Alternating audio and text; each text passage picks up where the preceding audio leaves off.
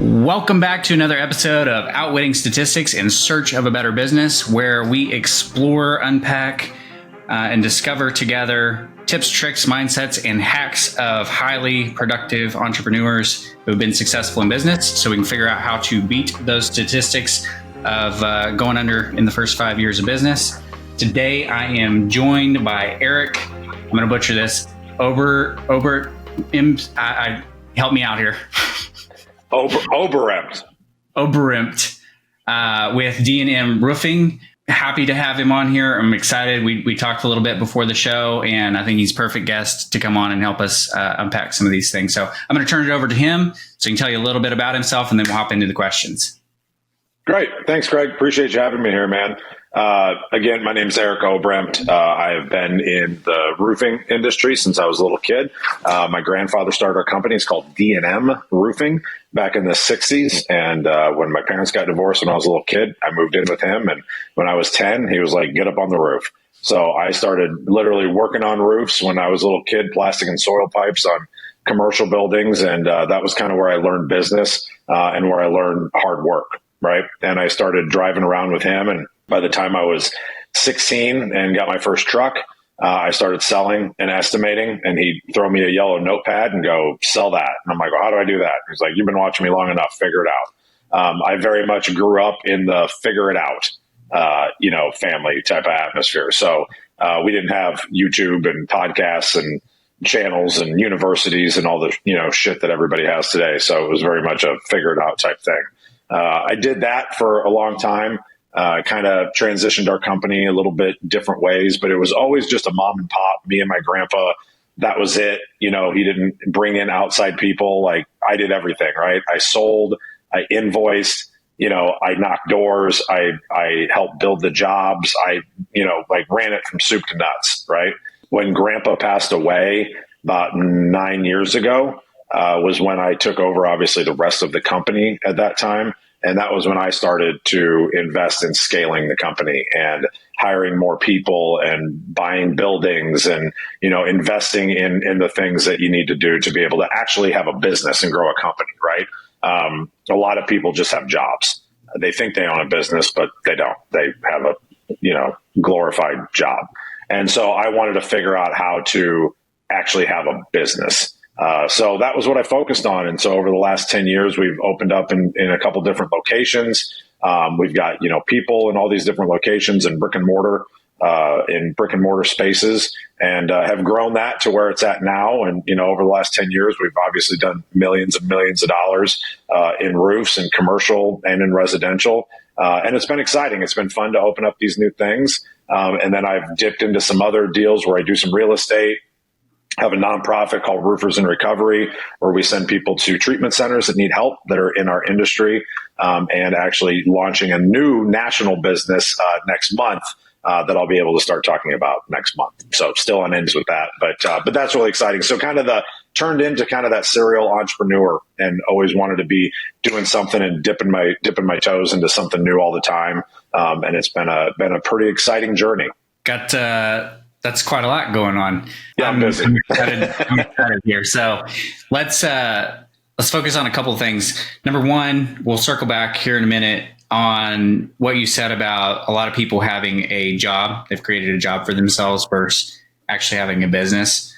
I think that is a lot of entrepreneurs today. And I think maybe getting real with ourselves about that's actually the fact. I think it's a lot of people that call themselves entrepreneurs. Yeah.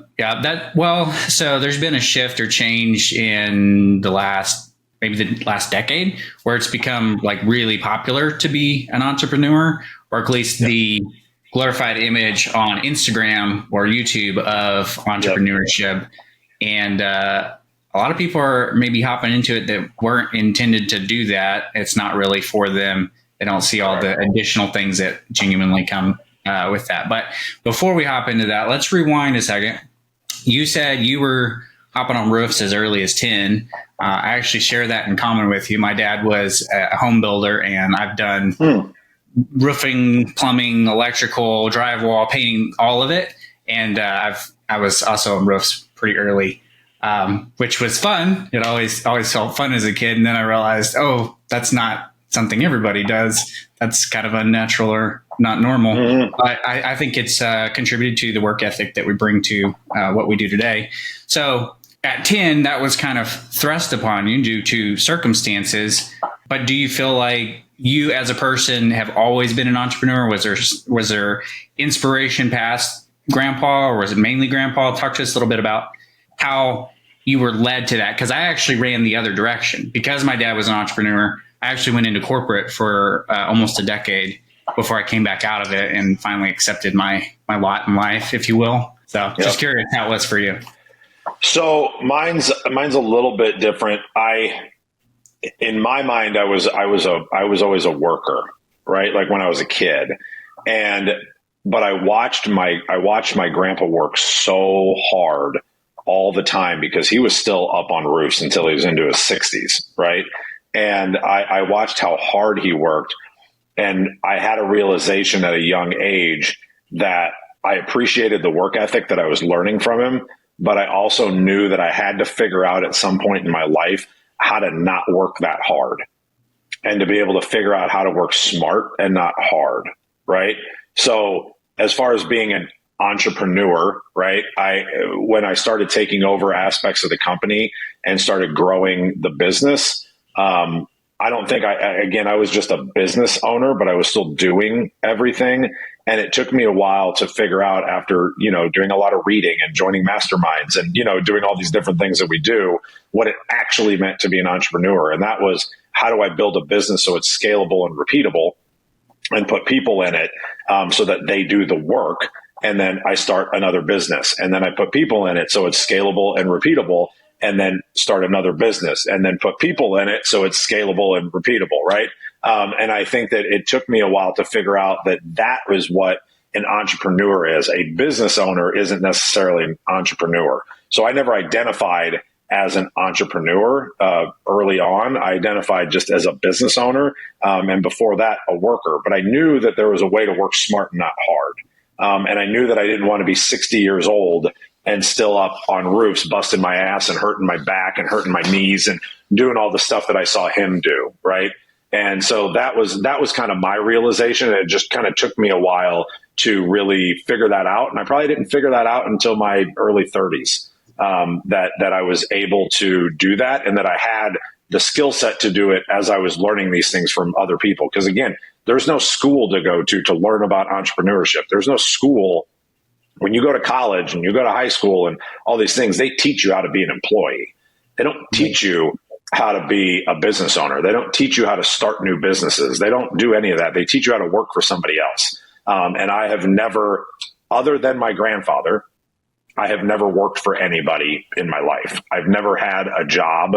I don't know what that's like. I don't know what it's like to fill out all the forms that I have to send to all the people that we hire. Like, I've never had to do it. So it's been an interesting journey.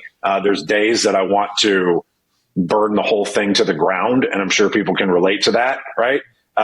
There's days that I'm just like, fuck it, like, just put it all away. I'll go get a job.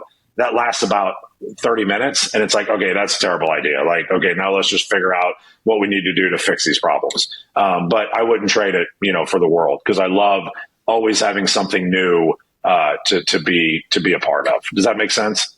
It does. And I'm glad that you're being real with us about, there are days that you don't just want to burn it down. I have those all the time. I joke with my wife that if I could, I genuinely would probably shut it down. But the joke is I kind of reach for that file in my brain for quit. And it's like, file not found. I'm like, well, I guess I'm going to keep going then. That's how it is. So you said you kind of came to some of these realizations, you said in your 30s, roundabouts? Yeah, so it was right after I got sober, right? I mean, I was just a giant pile of shit until I was 30, and 30 was when I got sober. I went to jail for a little while. I was looking at very high time in prison, and got very, very fortunate that I didn't get all of that time. I ended up getting like 90 days in jail, where I was looking at 1 to 5 years in prison. And but I went to rehab, and the judge believed me that I was trying to change my life. And so once I did that, again, that was about 30. And that was when my kind of outlook on life changed, and I knew that I had to be different. And so when I started going down that path, that was what kind of gave me the courage and everything that completely changed my mindset of like, okay, you're responsible for your decisions. You're responsible for what happens to you and what happens to your family if you ever have one, right? Because back then I was, like I said, I was a drunk, fat piece of shit that, didn't have a family anymore, and everybody had left me. But I always had a goal of trying to rebuild that and have that again. And I do now, right? I've got a beautiful wife, beautiful daughter, beautiful home, and I have all those things that I wanted. But now it's, how do we help more people, right? How do we help other people achieve the same thing? And that's why I continue to stay in business and being an entrepreneur, because I want to see those people that I bring into my world, into my family, be able to be affected and have some of that same success that I've had over the years. I was discussing this with my last guest, actually, that I think there's a point in time that, or maybe some people start here. I don't know. I know that I didn't. I created my business to be a cash driver to help us, purchase properties for real estate investment and stuff like that. So it was all personal gain. But over time, the thing that keeps me going and motivated has shifted and changed from that.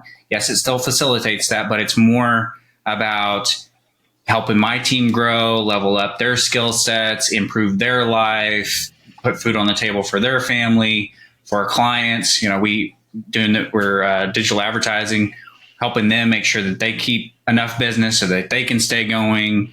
Sometimes I step out of my lane and we even do some like one-on-one business coaching with them. Like, hey, I don't think you should do that. Trying to make sure that they stay in business. And so my mission got bigger and is incorporating more people.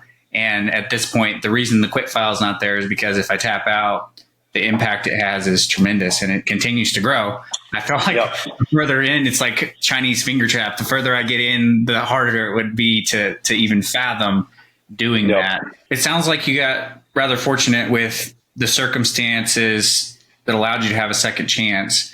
I'm curious as to your thought on, was it necessary to go that far downhill before making the turnaround, or is that kind of the mission behind why you have the program that you do, that you're trying to reach out and help people clean up and turn around and give them an opportunity to have a second chance as well? Was it necessary for me? Yes. Should it be necessary for everybody? No. There's too many of us out there that have went through this pain that can teach people how to not have to go through the pain, right? Before they come out on the other side. I wish I knew now or I wish I knew then, obviously, what I know now. I mean, and that's, everybody, right? Hindsight's 20/20. But I'm the guy that has to be hit in the head with a hammer 32 times before I go, oh shit, it hurts when you hit me in the head with a hammer. What do? Oh, stop hitting myself in the head with a hammer, right? Like, I've just always been that guy. I have to keep doing the same thing. It's insanity, right? Like, it's the definition of insanity, doing the same thing over and over again and expecting different results. So I had to have that happen for me to have the mental clarity to be like, this isn't working, right? What my hope is that people hear my story. They see how deep I got into it and go, oh shit, I see myself on that path, right? They relate a little bit to my story of, staying up for 3 days doing coke and, drinking and having to do drugs because I drank so hard that by 11 o'clock I was passed out. So I was introduced to cocaine, and I'm like, well, that's a fantastic solution to my problem now because I can stay up all night, right? And people can hear that maybe and go, oh shit, that's kind of me. Right. And then understand where I had to go to be able to come back. And maybe they go, I don't really want to go that far. Okay, what do I need to do to not go that far? So that's my hope and that's my mission. And then also for people that are in that spot, right? They've gone too far. I don't know why that happened. Why they've gone too far, if they've already have, and go, okay, now what do I do? Right. And and hopefully then they reach out to say, I don't know how to get out of this. I don't know how to get out of this darkness. What do I do now? And then we can, try and help them down that path. And all we can do is teach them what we did, right? We can show them what we did. And if they do it, it should work. It worked for me. And that's all we can do is try and help people, right? So to answer your question, I did need that to happen for me. I don't think that everybody needs to go to the depths to be able to come back. Do you think it was the loss of the relationships and people being around you and hitting rock bottom, or was it the opportunity presented like by the judge, giving you a break, hearing you out, that you were trying to turn around? What was actually the pivotal shift there? I knew that I was going to die or go to prison. So I had two, it was three things were going to happen, right? I was going to drink myself to death. I was going to get in trouble again, and I was going to go to prison for the rest of my life at some point, or I could change the way that I lived. And those sound like three very simple solutions, right? Like choices. And like, it's obvious. Let's take number three. What's crazy is that like, I had to think about it, right? Like I had to actually think about which one do I actually want? Because like, I kind of want to keep drinking. Like I love fucking drinking and I love what happened, but I didn't, right? Like I didn't love it. It was miserable. It was a miserable existence. I had no people around me. I had no connections. I had no people I could talk to, but that was so normal to me. And it was the only way I knew how to live. So change in general for anybody is scary, right? Anybody changing their life, whether it's changing your health, changing, like how you operate, how you identify, how you go to events, right? Like one of the biggest things is when people have, if they choose to stop using mind altering substances, they have to ask that they get worried about, well, how do I go to this event? Well, I don't know, just like everybody else does, man.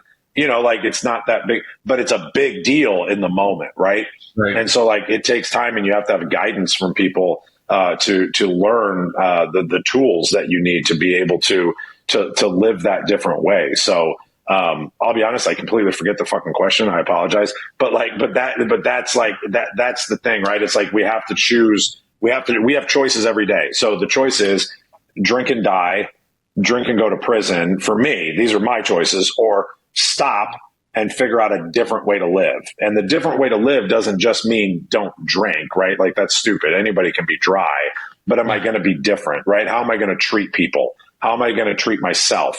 Am I going to, apologize to all of the people that I hurt? Am I going to, so there's a list of things that you have to do, but I knew that I wanted to live differently, and I didn't want to die or go to prison because I didn't know I was going to get that break from the judge. Right? I did that all on faith. Well, yeah. That's a lie. That's a lie. I did it on my lawyer, who was a buddy of mine, said, go to rehab and you have a chance of getting a reduced sentence. But if you don't, then you'll definitely get 1 to 5 years in prison, but you still might get 1 to 5 years in prison. And I was like, oh shit. Well, I guess I'll go to treatment. And treatment opened my eyes. And I was one of the fortunate people that went to a treatment facility that saved my life. And I was one of those people that had that aha moment while I was there. I had that kind of spiritual awakening that people talk about. And I had this like aha moment while I was there of like, okay, this is not who you're supposed to be, Eric. You're supposed to be something better. Figure out how to do it. And so that's what I chose to do. So it sounds like it was not the judge cutting your break that was the pivotal moment. You kind of reached like anywhere in life, like we're sitting right here, there's probably thousands of different little paths that we could take. It's going to change the outcome of today and years to come even. I've had interesting talks with my wife about, she lived in close proximity to me for years and years and years. We never ran into each other, and then our paths crossed, and that changed the course of, we just celebrated 8 years. Right. But for you, it sounds like you kind of reached this fork where there was literally just three. There may be little branches off, but they all led to the three major paths. And you're like, wow, I'm severely faced with a very real situation here where whatever I do from here is going to impact number one, if I'm here tomorrow, and then if I am here, how the rest of my life is going to play out. So it wasn't those tiny decisions of, do I eat breakfast this morning or not, or what do I eat for breakfast? It was like big stuff, hard stuff. Yes. And you made good decisions. I'm curious to bring it back towards the business stuff. Yeah. Was Grandpa still alive at this point? When I got sober, yes. It was why I didn't lose my job. Okay. He basically told me he told me after I got clean that I had about a year left before he was going to let me go. And I'm like, let me go. I'm like, fuck, you can't run this anymore by yourself. Like, like I was arrogant and full of ego and, everything else. But apparently it was getting that bad and I couldn't see it, at that time. But he said that it was getting that bad. And so I got sober when I was 30 and he died when I was 35. So he got to see me for 5 years of being clean. And in that 5 years, that was when I kind of started taking off and started taking over and started growing the business and really finding myself. So he did get to see that. I mean, he spent time with me in treatment. He came up and spent 3 days there and went through programs and stuff with me. And he was my best friend, 100%. He was my best friend and biggest supporter. And there's honestly not a day that goes by that I don't miss him and want to pick up the phone, and call him and tell him what cool shit happened today. So, yeah. So I don't know if that answers your question, but yeah. It does. And my condolences. I imagine it must feel good that he did get to see you that way. My grandpa passed when I was in my early 20s and I was still a pompous little turd. And I wished so many times that he had got to see where I've grown into. I think he saw the potential, but yeah. I definitely had not reached it. So I think about that all the time. So he was still around, and that's why business didn't obviously crash, because at that point it was still a business owner situation, not a business. I'm saying it was not a business; it was a job, right? So from there, you're faced with these big decisions. You're changing, and now we start having some awareness of that it is a job rather than owning a business that is a vehicle that can drive on its own. How did those start coming into play? And I'm starting to see, the more of these I do, that there's some sort of correlation between really seeing the big picture of life and how you respond in business. Is that align with your situation and how you started seeing it?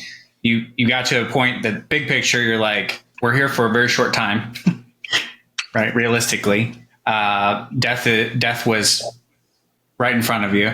I personally have been struggling with looking at death for myself or external. We had a lot of that around us lately, and it's changed how I'm operating in the business, how I'm showing up, how I'm trying to hire people, how I'm trying to skill them up. It's given me a new motivation to move that way. So I'm curious, what are those components brought into your awareness that you needed to do that? And then what were the steps you started taking to actually generate a business instead of just a job? I know that was a lot. Yeah. I see where you're going though. In the beginning, again, I didn't know what the hell I was doing at all. As far as actually building a business. So I had $50,000 in a hole in my backyard, basically. Right. And right when Grandpa passed, I was like, okay, I got to do something different. I didn't know what it was. And so I went and bought a property. I went and bought a commercial property that had 4 or 5 outbuildings on it, and then one big office building on it. And I was like, what am I going to do with this? And I was like, I need to fill it with people and renters, right? So I started renting out some of the bays, and I started hiring people, right? And I had to hire, I could only hire one person at a time because I didn't have a bunch of capital to be able to do that. So I was like, okay, what don't I like doing? And if I give this task away, what will I be able to do more of? So I'm really good at sales. And I was like, okay, I need to sell more. So I'll bring somebody in to do production. So like my first hire was bringing a production guy to coordinate the crews and run the job sites and all that kind of stuff so that I could go sell more. So I hired a production guy. And pause for a second. Yep. Is he still there? He is. Okay. That's interesting, because I also have a theory about, as you're growing the different stages, the right person at that stage is not necessarily the same one downstream. He does not have the same job. Okay. So okay. What does he transition to? Curious. Writing estimates and supplementing insurance companies. Okay. So his role has changed. Okay. Completely. Sorry for interrupting. Continue. No. Yeah. I mean, it's really cool actually that he is still here, right? I mean, that's been 7-8 years ago and he's still here, but like his role changed because he got burnt out with that. And I'm like, well, I want to keep you, and he wanted to stay. And so I would start hiring. And so like, then the next thing was we had never hired salespeople before, right? Like that was me and my grandpa. We sold everything and I started hiring salespeople. And then I hired an office assistant and then I hired, right. And so it just kind of kept going. But I think that the real aha moment, that kind of what you were alluding to a little bit, was when I had my daughter. I had my daughter right after my grandpa died. My grandpa got to see her for like 2 months before he passed. And once I had my daughter, everything changed as far as like who I was and who I was going to be, because that's real fucking responsibility, right? And that completely shifted my frame and my lens of how I saw things. And so everything was reliant on me and how I showed up at this point. And so I had to make sure that the people I was bringing in, doesn't mean I haven't made mistakes, right? I've fucked up and hired the wrong people and lost money and like done all those things, right? We all have. But having my daughter has completely changed how I see the world and how I operate my business, because I'm not going to let other people hurt my family based on decisions that they make, right? Where maybe when it was just me, I'd be like, well, give them a little more rope, type of thing. It's like, like you're not stealing from my fucking family, right? So I know that has definitely changed, and I want her to see what she can do, right? From a college dropout, that I quit school because I couldn't find a parking space. I mean, like that's literally my story, and I hated school so much. And I have to be very careful not to tell her that, because I still need her to go to school. But like, I want her to see that there's another way, there's another path, and look how hard dad worked, but also see how dad shows up at home. Dad's here all the time, right? Dad's here every night to put her to bed if I'm not traveling. Dad's here every night to have dinner together as a family, as long as I'm in town and I'm not traveling, right? I want her to see all those things, because just because you run a business, and I know I'm going off track here, but like just because you run a business and just because you own something and you're responsible for people and all the stuff that goes with it, it does not mean that the things that are important to you have to be sacrificed. It does mean you have to make sacrifices, right? You have to make sacrifices, but you can still be intentional in saying this is still a priority, and quality is more important than quantity. So the quality, the time that I spend with my family and with my daughter has to be quality time. It's not just me laying around being like, well, I'm fucking here. Well, congratulations, Dad, you're here. But what are you doing? What are you doing to provide memories, to provide experiences that when she gets older, she's going to be like, man, not only did my dad work hard, but he showed up all the time and he was there for me no matter what. And I know that he would have killed for me. Right. And those are the things that I think that are important. And if you can't live in those two worlds properly, those are the things that you need to look inward on so that you can figure out how to do that. I don't think you've gone off base at all. I bring up quite frequently that my daughter was a big motivator for me as well. It is funny how your brain shifts when they come along, because it's risky, right, to leave your corporate job, nice, cushy, job with benefits and making good money and choose to do a business, but it was born out of her coming along and wanting to show up differently. And it's absolutely not an excuse. Are you familiar with this book back here behind me, the Warrior Black book? I can't see it. You know Garrett J. White? I don't think I am.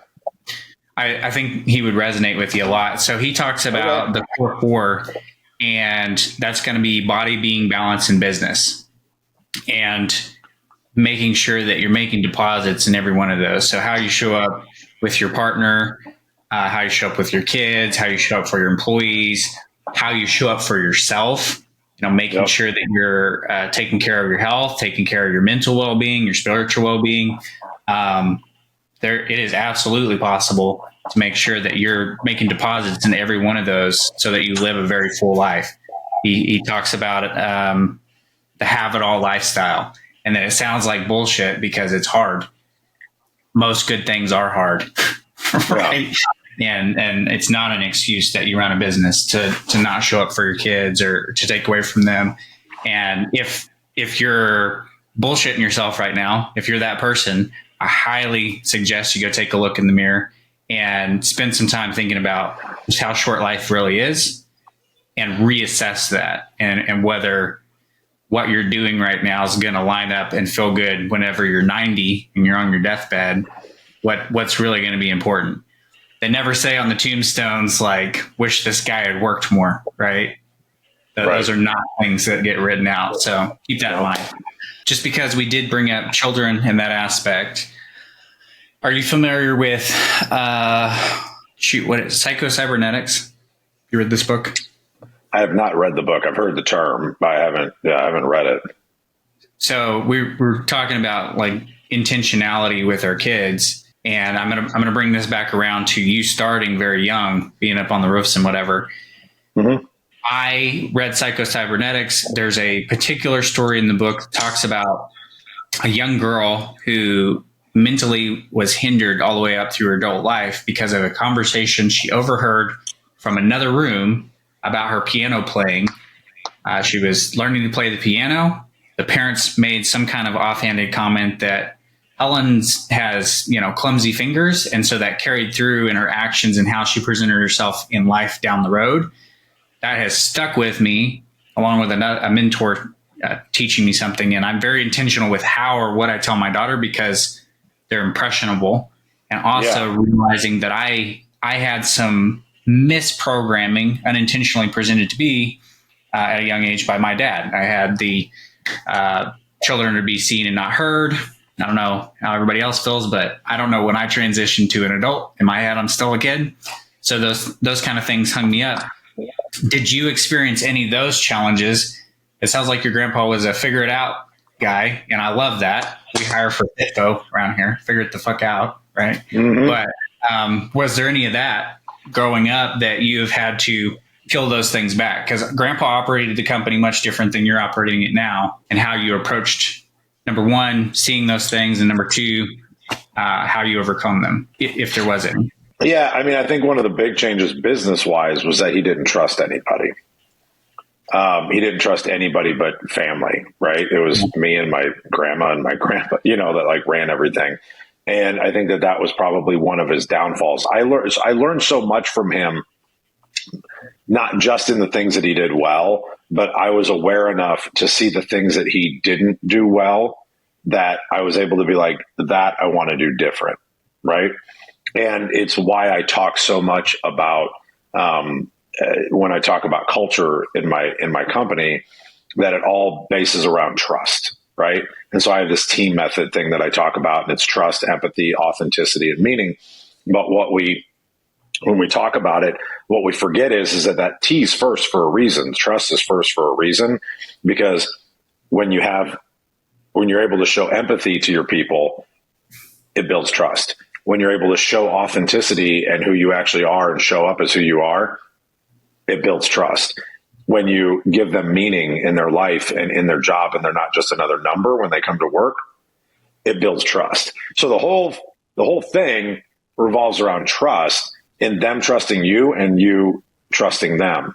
And so that's definitely something that then flips around at home, right? To your point, is trying to teach my daughter that, because my grandpa was very, like, he trusted me, but nobody else. And the people that were close to him obviously trusted him implicitly, but like, we never gave that to other people. And I think that that's why I changed so much, was because I wanted to step outside of that box. Right. And so I want her to see that. And to your point, man, that's such a big thing of like watching how you frame things to your kid. How old's your daughter? She just turned 7. Okay. Mine's 8. So like, it is such an impressionable age, because you say one thing the wrong way that gets misconstrued as negative, right? I mean, and as a little girl, they just break the fuck down, right? Or like you said, with that story in the book, they hear something in another room and then they don't tell you, right? Or they hear something at school, right? And somebody says something nasty to them and they don't come tell you about it so you can talk about it and explain it to them and, have that conversation. And I think that, at the end of the day, what it all boils down to, whether it's in your business or it's at your home, is what does your line of communication look like, right?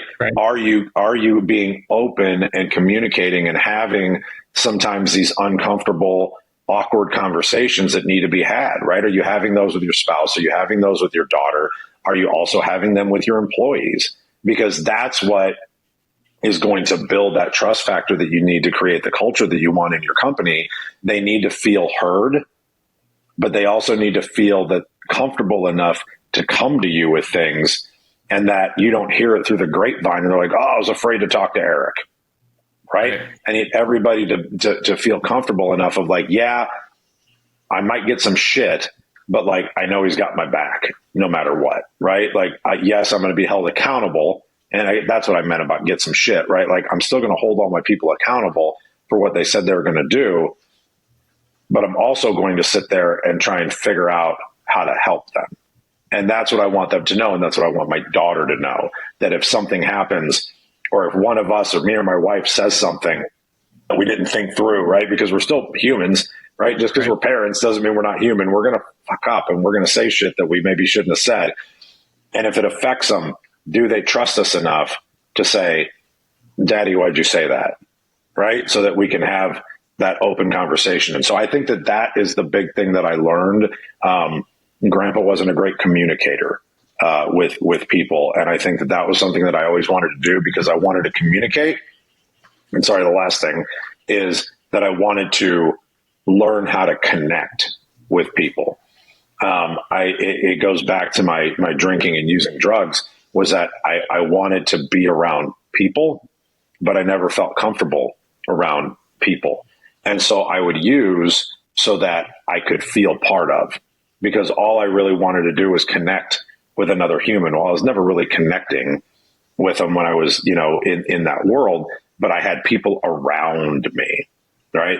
Now today, by implementing some of these things that I implement and we all read about and study, I'm able to actually connect with other humans on a deeper level, get vulnerable, have real open, honest conversations.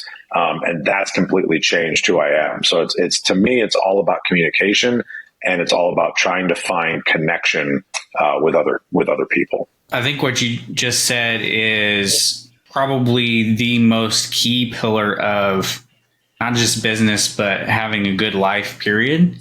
Yes. Because if you can't effectively communicate, like if you have a problem with your spouse, you have a problem with your kid, you have a problem with an employee, whatever, how are they supposed to fix it and give you what you want if you can't accurately articulate, communicate to them what it is that you do want?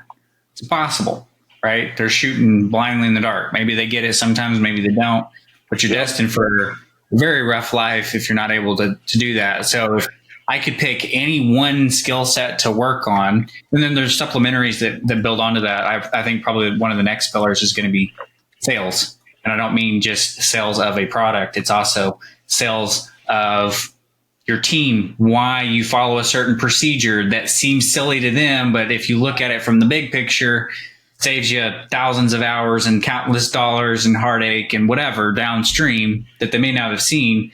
How are you accurately articulating that, selling them on the fact that that is the way to do it, why they want to do it that way? So yeah, communication's key. What I know you do some keynotes and stuff talking about this and culture, past communication, past sales. What would you say is the next pillar that is key or important? Again, it goes to the four that I was talking about: trust, empathy, authenticity, and meaning. I think empathy is another one that people really forget about because we are so caught up in exactly what we believe and what we think is right that we don't ever take the time to actually put ourselves in another person's situation to understand why they think what they think, or why they think you should come from this angle, or why they believe what they believe. And I think that to gain trust and gain connection with people, you have to be able to float outside of your body, right? And I've done this exercise in groups before where I literally make everybody meditate, close their eyes.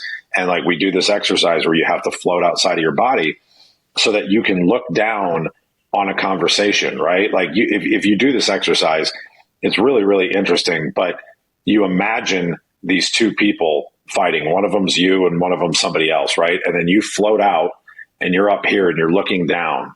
And just like when you're walking down the street and you see two people just going at it, right? They're arguing about something. And what do we tend to do? We chuckle, right? And we're glad that's not me, right? But if you were watching it from afar, you'd be like, well, why is he pissed at him? Why? What is happening here, right? And you'd be able to kind of interject and be like, wait a minute, if you just did this and you just did this, you can come to a happy medium, blah, blah, blah, right? If you can do that in your own world and separate yourself from the situation to be able to see it from their vantage point, again, you don't have to agree with them, right? You're not necessarily going to change my mind or change my opinion, but if I can empathize with you, they're going to be way more open to, again, communicating with me to be able to find the resolution or the new path that we need to go down if it's business, right? Yeah. I think that that's really, really, really important. And then again, this is obviously my favorite one that I talk about a lot, and it's authenticity. It's the name of my podcast, Be Authentic or Get the Fuck Out, because I think that there is such a lack in the world right now, and I'll blame it on social media because nobody wants to show up as them. No, everybody wants to show up as Andy Frisella, or everybody wants to show up as Gary Vee, or everybody wants to show up as Ed Milet, right? I love all those guys, and I follow them, and I take pieces of them to, implement into my life and, use them as a mentor from afar because I love, the things that they talk about and the things that they do. But I'm never going to show up as them, right? I'm going to always show up as me, good or bad. And then the people that align with that are going to be the people that are attracted to me and are going to want to be around me. We keep trying to fit a square peg into a round hole so that everybody you think is going to want to be around you or follow you.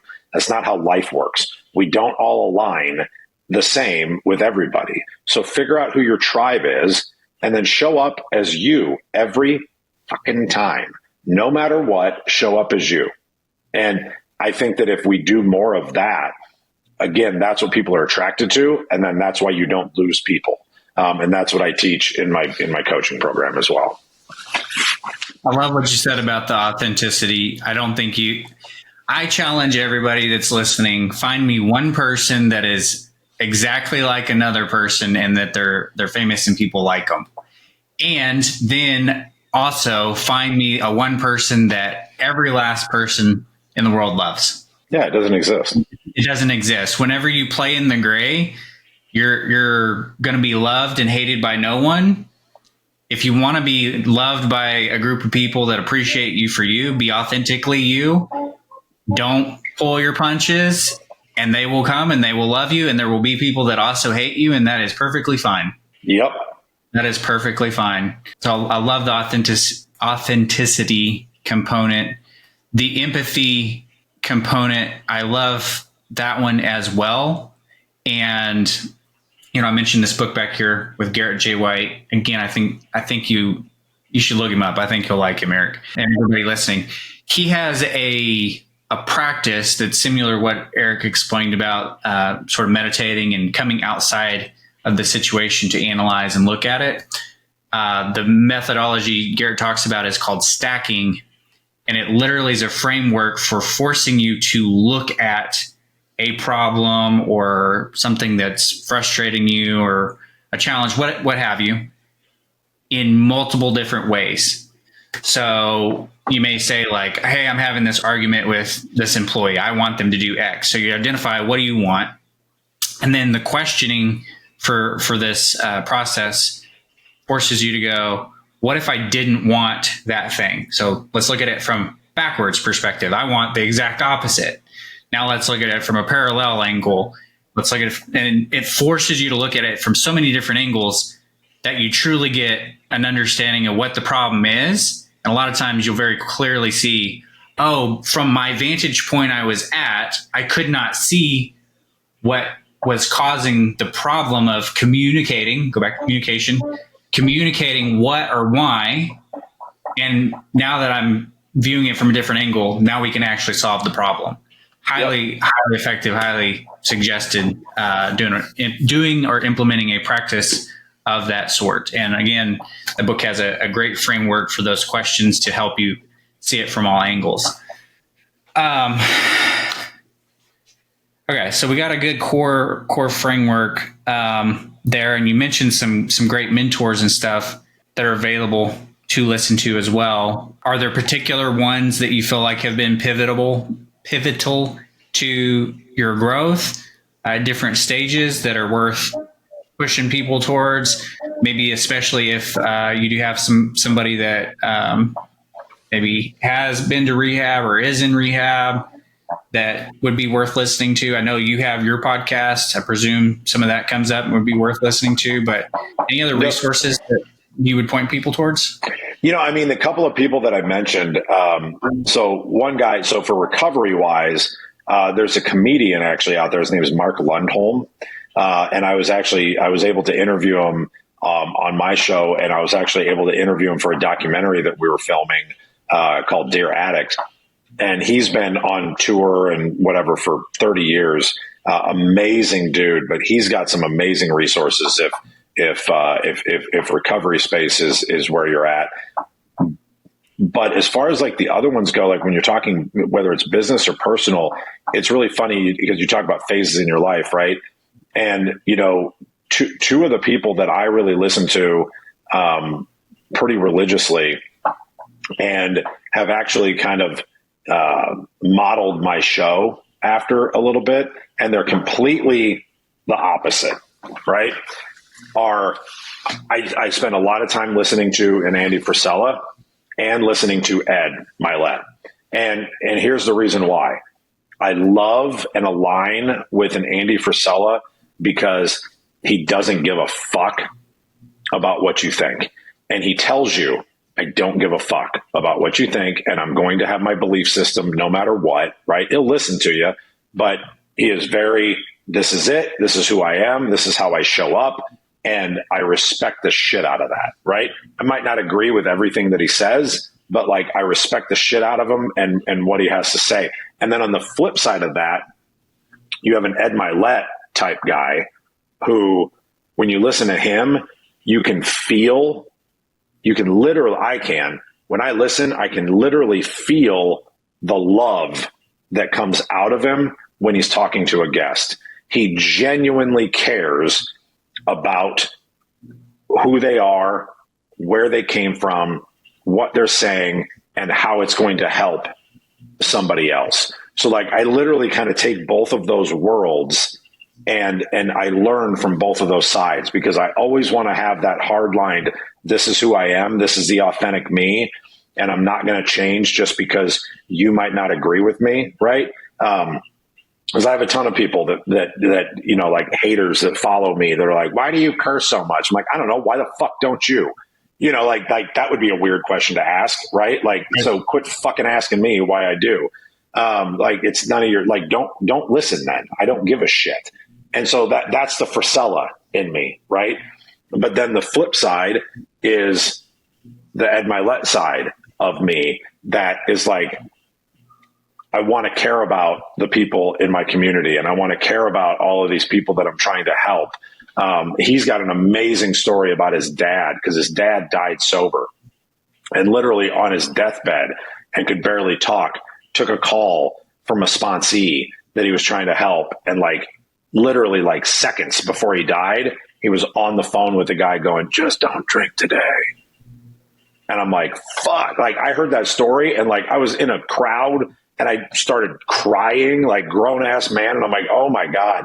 And so like, I think that you can have both of those worlds, right? And that's who I want to be. I want to be seen as a guy that shows up unapologetically as myself. I'm not going to apologize to you for who I am and what my belief system is and how I speak and how I tell stories. But I'm also going to show up as somebody that cares, and I'm going to show up as somebody that loves on people that show up, as themselves as well. So those are the two resources that I spend a lot of time.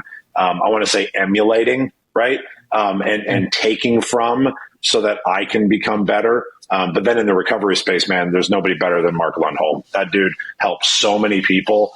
We ended up becoming like actually close friends after doing the interview. And like he flies down to Houston and we go to dinner and play golf together. And like just, like famous dude that still sponsors people in Alcoholics Anonymous. And it's an amazing, amazing story. So those are the three that, that I would definitely refer people to. I'm not familiar with the comedian, but the other two, very familiar with, love both of them, have the same appreciation. I think your love for both of them and the reasons you gave, though, go back to your core principles about like having empathy and how you show up. Having empathy does not mean you have to change your belief system. Just because you understand how somebody else feels or what they're thinking, etc., does not at all have to mean that changes your perspective. I think that it is worth being genuine whenever you're hearing someone to analyze what they have to say. This drives my wife crazy, but I walk around and I say, Craig's always right. And she's like, whatever. She's heard it a million times. I'm like, well, Craig is always right. And the reason for that is I will relentlessly fight you if I have a belief on something. But the second you can show me that I am wrong, I'm going to change my answer. And therefore I'm right again. So therefore Craig is always right. I don't care about me being right. I care about me finding out what is right and then aligning with it. And as long as you're continuously doing that, again, just because you have an employee or a friend or your spouse or whatever brings you a piece of information and you can realize, hey, this is how you feel about it. That's gonna help you assess and make decisions to move forward. Does not mean you have to at all change your belief system. And I think that's why you have a heavy respect for Andy. And I feel like he models that. I've seen him in certain podcast interviews kind of mildly change or turn what he's said. He's taken it back and been, you're right, I'm wrong. And he owns it. He takes it on the chin. And I appreciate and respect that. He doesn't sit there and still try to battle it out after it's clear that was wrong. But he is also willing to go to bat for it and not back down. He's ready to go to work over his belief system. And then, again, Ed and how much, like you said, you can feel he cares about who he's talking to, and that deep empathy and that amazing communicative skill is why Ed is at the level that he plays at. Yep. I think. Again, it goes back to those core skills. Yep. I do know that we're coming up on time pretty quick, so I'm gonna try to wrap this up for you. I don't want you to miss. As far as where you're at in your business now, right? You've achieved an incredible amount of success. You have this program helping people. Where do you see the biggest challenges you have now, and where are you working on going and trying to work through current day problems? Like, what is your mindset What additional skills are you working on personally, et cetera? Definitely, I think that we all struggle with, as far as running a business, is in hiring, right? And finding more good people to be able to grow the business. It's easy to find people that want to run, your salaried roles that are non-revenue producing, right? I think that the biggest challenge is always finding those revenue producing people so that the business can operate. And so that we can keep doing all the things that we want to do to help people. It's something that I talk about all the time in my company is like, look, guys, everything isn't fucking pizza parties and, a social club. We need to create revenue so that we can do all of these cool things that we do, whether we're taking trips together or we're doing, whatever it is, right? We don't get to help people and give back to the communities unless we're actually creating revenue. And so we have to keep finding those revenue producing positions, right? This other business that I'm building that's launching next month, that's going to be, like I said, it's going to be a large national fulfillment company.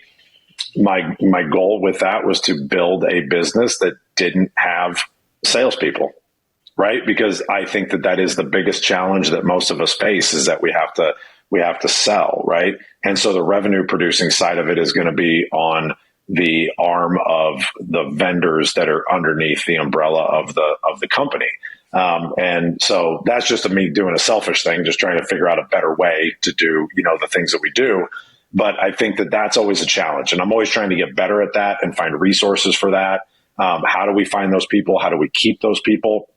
And again, I coach on keeping the people, right? And I think that I'm very, very, very good at keeping the people and retaining them when we get them in. But it's also finding them.